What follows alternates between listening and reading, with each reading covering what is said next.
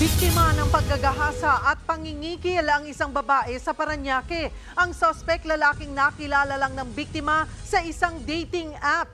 Nasa frontline ng balitang yan, si Dave Abuel. Ilan na biktima mo? Magsabi ka na totoo! Ilan? Siya lang? Bakit mo ginawa sa kanya yun?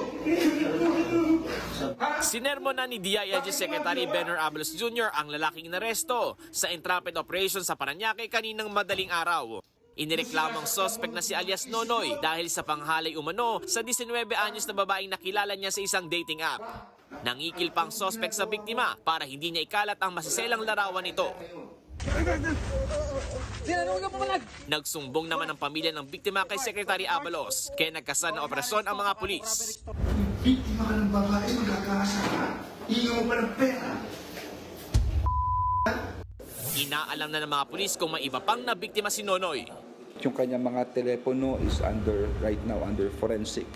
No? Inaalam dahil titignan dahil mga telepono, mga video, mga nakahubad dito, titignan na po lahat yan. Ititrace at itatry tawagan kung meron man.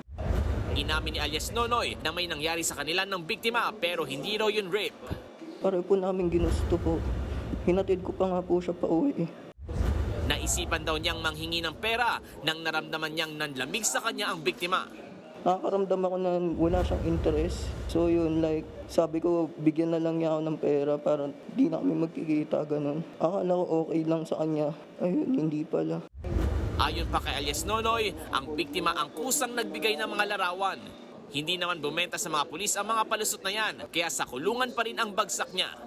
Nagbabalita mula sa frontline, Dave Abuel, News 5. Mga kapatid, Cheryl Cosim po, huwag maging huli at maging una sa lahat sa balitaan.